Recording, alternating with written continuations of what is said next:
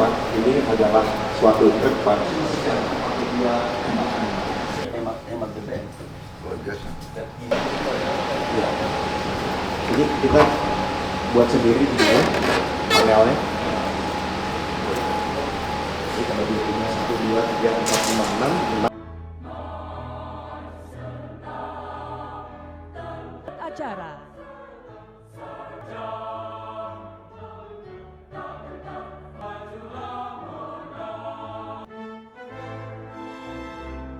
tahun depan kita akan bikin kejutan untuk seluruh dunia. Indonesia sedang bangkit. This giant is waking up. We will not be anymore the sleeping giant. We are rising. Kita punya kekuatan besar, kita benar sungguh-sungguh, kita akan mandiri, kita akan kuat, kita akan berdiri di atas kaki kita sendiri. Jadi untuk anak-anak muda, masa depan kita cerah. Indonesia tidak gelap. Indonesia sangat cerah. Kita sangat kuat. Semakin kuat.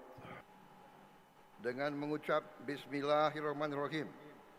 Pada siang hari ini, Kamis 9 April tahun 2026, saya Prabowo Subianto, Presiden Republik Indonesia dengan ini meresmikan pabrik perakitan kendaraan komersial berbasis listrik Vector.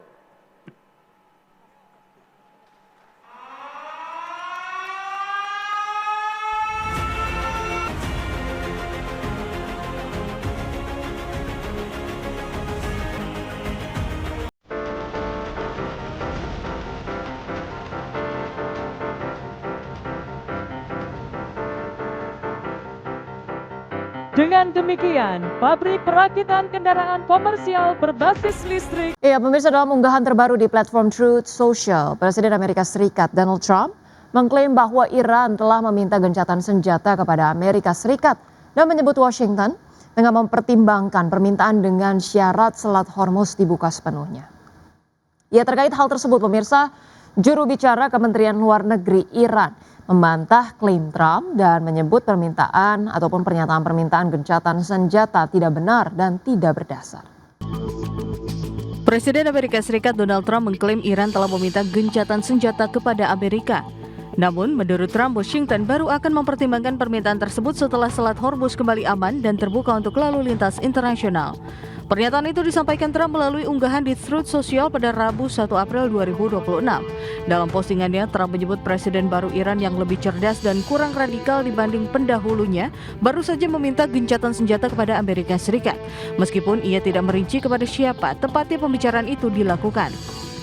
Sebelumnya, Trump juga sempat menyebut adanya Presiden baru Iran dalam wawancara dengan Reuters yang merujuk pada Presiden Iran Masoud Pezeshkian yang mulai menjabat pada Juli 2024 serta pengangkatan pemimpin tertinggi baru Mojtaba Khamenei setelah ayahnya wafat akibat serangan udara. Namun juru bicara Kementerian Luar Negeri Iran membantah klaim Trump. Mereka menilai pernyataan soal permintaan gencatan senjata itu tidak benar dan tidak berdasar. Sementara itu, Trump menegaskan bahwa Amerika Serikat baru akan menanggapi permintaan gencatan senjata jika Selat Hormuz sudah bebas dan aman. Selat Hormuz sendiri merupakan jalur strategis global untuk pengiriman minyak, sehingga keamanan wilayah ini menjadi prioritas bagi Amerika Serikat dan sekutu internasional. Berbagai sumber IDX Channel. Pemirsa, Eropa berpotensi untuk mengalami resesi jika konflik Iran berlarut-larut dan harga minyak melonjak di atas $150 Amerika per barrel. Pernyataan tersebut, pemirsa, diungkapkan oleh pembuat kebijakan European Central Bank, Yanis Tournaras, dalam wawancara terbaru dengan media. Adapun peringatan ini muncul di tengah meningkatnya kekhawatiran global terhadap dampak konflik Timur Tengah terhadap ekonomi dunia.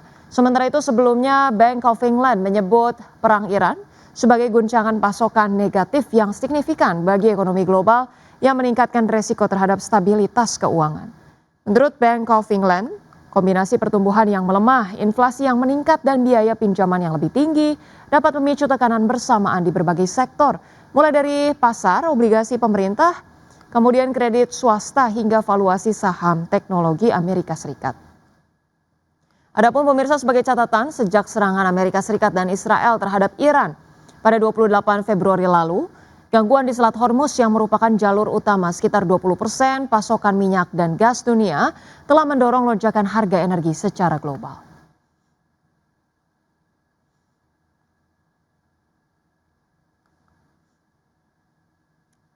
Ya, selanjutnya pemirsa dari pergerakan bursa global. Bursa ekuitas Wall Street berakhir di zona hijau pada perdagangan Rabu, didorong oleh lonjakan saham kakap seperti Alphabet, Meta Platforms, dan Amazon setelah Presiden Donald Trump memberikan sinyal bahwa konflik di Timur Tengah mungkin akan segera berakhir. Trump menyatakan bahwa Amerika Serikat akan keluar dari Iran cukup cepat dan dapat kembali melakukan serangan terbatas jika diperlukan. Pada penutupan perdagangan Rabu, pemirsa, indeks S&P 500 ditutup naik 0,72% ke level 7.579, indeks Nasdaq Composite melonjak 1,16% ke posisi 21.840 dan indeks Dow Jones Industrial Average meningkat 0,48% ke level 46.565. Sementara itu pemirsa, bursa ekuitas Eropa memperpanjang rally pada perdagangan Rabu dengan indeks Stoxx 600 mencatatkan kenaikan 3 hari terbesar dalam hampir 1 tahun terakhir.